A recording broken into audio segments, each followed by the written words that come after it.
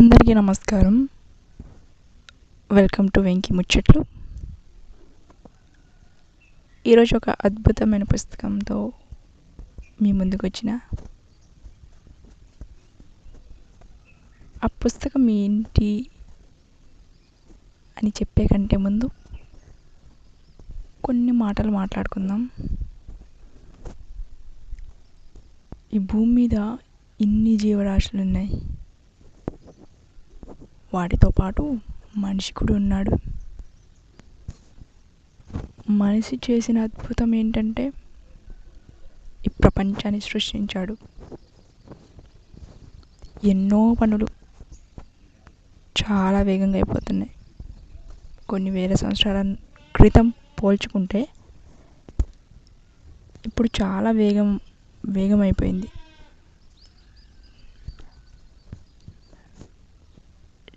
బాగుంది. మనిషి నిరంతరం దేనికోసమో అయినప్పటికీ పరిగెడుతూనే ఉన్నాడు, బాధపడుతూనే ఉన్నాడు, పోల్చుకుంటూ ఉన్నాడు. అయినా ఏదో కావాలి. ఏమిటి? ప్రశాంతంగా ఉండలేడా? ఆనందంగా ఉండలేడా? ఇన్ని ఉన్నాయి కదా. మరి పుట్టినప్పటి నుంచి ఒక 3-4 ఏళ్ళ వయసు దాకా ఏమీ తెలీదు, ఏమీ లేవు. అంటే ఇప్పుడు మన ప్రజెంట్ మనం ఇన్ని ఉన్నాయి. అదే చిన్నప్పుడు ఏమీ లేదు కదా. ఇప్పుడున్న సౌకర్యాలు కూడా లేవు. అయినప్పటికీ ఎంత ఆనందంగా ఉన్నాం. ఆనందంగా ఉన్నది మనమే కదా. మరి ఇప్పుడు ఏమైంది? ఆ టైం నుంచి ఇప్పటిదాకా మధ్యలో జరిగింది ఏమిటి? ఇలాంటి విషయాలన్నీ తెలుసుకోవడానికి ఈ పుస్తకం ఉపయోగపడుతుంది. ఈ పుస్తకం పేరు ఏంటంటే ఆత్మదర్శనం. మా అన్న కాంత్రిసాగర్ రాశారు. చాలా అద్భుతంగా ఉంటుంది. ఇది ఒక చేతి రాత పుస్తకం, చేత్తో రాశారనమాట. అందమైన చిత్రాలు ఉంటాయి. అర్థం చేసుకోవడానికి ఉపయోగపడేటట్లు క్రియేటివ్గా ఉంది బుక్. చాలా రేర్ చేతి రాత అంటే. అందులో కాంత్రిసాగర్ రాసే బుక్స్ అన్నీ హ్యాండ్ రిటన్ అనమాట. చాలా బాగుంటాయి. అందులో ఈ పుస్తకం ఒకటి. తన ఎక్స్పీరియన్సెస్ అంటే తనదని కాదు, ఇది మొత్తం మానవునికి సంబంధించింది ఇక్కడ పొందుపరిచేశారు. చాలా చిన్న బుక్, 176 పేజీలు ఉన్నాయి. ఆయన చెప్పాల్సిందంతా ఇందులో చెప్పేశారు. ఆయన వల్ల మనకి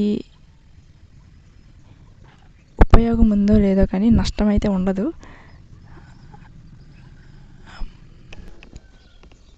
వీరైతే మీరు కూడా ఈ పుస్తకం తీసుకొని చదవండి. ఈ పుస్తకం ఎట్లా దొరుకుతుందంటే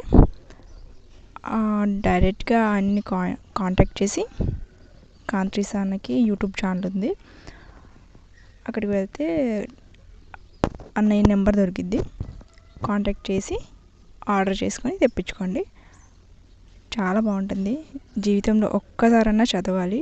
ఎందుకంటే మనం ఇంత బాధపడడానికి కారణం ఏంటి? పెద్ద కారణం ఏం కాదు. చాలా సింపుల్గా చెప్పేస్తారు.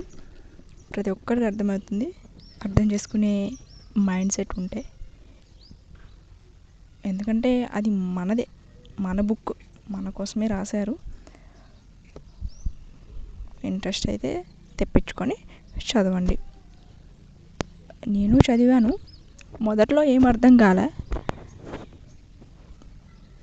కానీ ఆ టైం వచ్చాక అర్థమవుతుంది. చదవండి, కానీ ఇప్పుడే అర్థం చేసుకోవాలి అని చదవద్దు. అర్థమవుతుంది. అర్థం అవ్వాల్సిన టైంకి ఏదో ఊరికి అలా చదవండి, ఏదో ఒక టైంలో అర్థమవుతుంది.